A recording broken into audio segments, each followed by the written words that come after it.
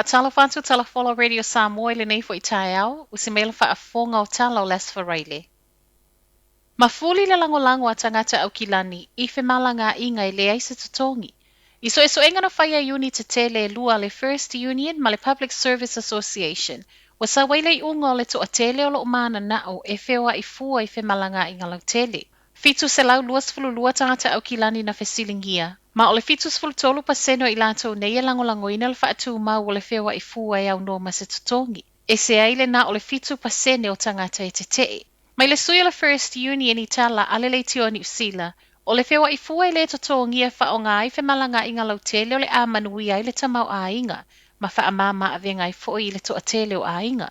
O se talo sanga fo I a whai a etalia, o se awala le leile ma whai ai ona au sia sini le council I tū tau fe malanga inga. Mai se tasio sui momo e o lo fina wina le tofi pule nuo au kilani, wha anana e Feso Collins wa ia tau tino, o le aso mua lava no fo iaile no fo o le pule nuu, o le aso fo ile a matawhewa I fua I tangata au kilani. I wha mau ngai na ua pa u le tau e fe malanga inga I le 5% le masino a perila, na wha o popo ile se lau fast fulu afe whai ngā malanga I wha o ngā ai fe malanga inga lau tele. Ua suia wha atanunga mai le soifua maloloi na mō tangata e toe maua I le COVID. Wa saunole Minister le COVID, Dr. Aisha Verrill, o se tasi e toe wha alongoina a ungol COVID mai le aso luas fuluiva, be sili atu fo I talo na mua I wha amaunia siaki o le COVID, e tatau na toe whaia seisi siaki. O lea siaki a whai ai fo I mai wa toe wha amaunia o lona winga, ua tatau na wha anofo e sea mo le fitu aso. Ua suia mai ai mai fautuanga na mua I tuina mai, e le mo o mia le toe tau whai o siaki o tangata na mua I wha amaunia siaki o le COVID. I totono o le iwa se fulu aso, ma o se suinga o lo ofua I fautuanga wha avau malo. O le toe wha anofo e sea mo le fitu aso wa suia I fo I le fautuanga na mua I sau. A whai e te toe mau el COVID lalo le tolu masina talu ona e mua I maua. E mo o mialo nofo I le fale ma se a toa le luas fulfai tu la. Talu ona le toe wha alongoina a unga a toa I ma le toe whai o se siaki rapid antigen test.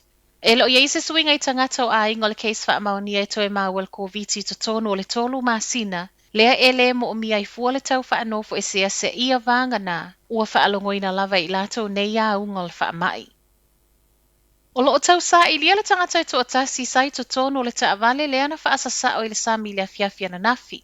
O manukau haba I Mangry Bridge au kilani, I le nofuanga I wha ai e waa, le analua I lalo le ta avale sa iei to tonu le o loo sa I lia.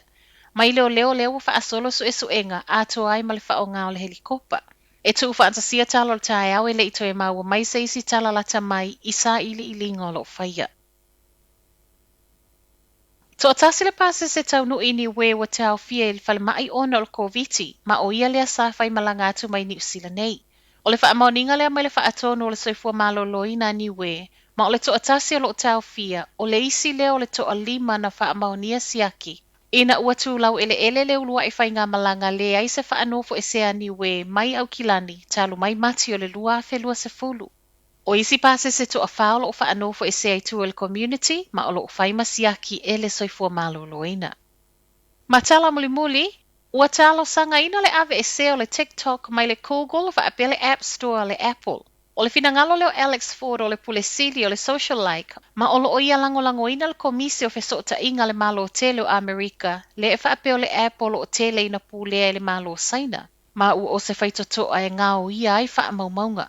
O lo te ena le sui o le komisi o feso ta inga Amerika wha amtalanga, o le TikTok ua na o se app e wha asoa a iaiata malie, ma o lo ofi malie mai I ofu peisea I o se mamoe. E tali tonu Ford, e mo o mia se ngā I o inga le malo o New Zealand, ina ia malo pui ai tangata kiwi. Pei ta iola o papole le pulesili le tuwaio na wha ngā I o tū la fono, tau te konolosi a New Zealand. O le mafu anga le watu se le pulesili le malo e wha ilo ilo na papole, ma isa talia le malo e peo na ripotia le News Hub, po o le isi lua tau sanga wha ato aloa ia le pili o lo o ngā luluei nei e wha atonu tonu ai, le saolo tongo nei fesota inga wha aneo na po. Ma ia Ford watu wai tele, ma o le ngā inga vave lavo le ave e sea me o le app me le Google me le Apple o na leto e mauaile e tangata kiwi. Talo sanga ina fo ia Ford wa mo o mia le tutu malosi e tali atu ia saina. Tala nao le nei tae au, manuia le nei aso.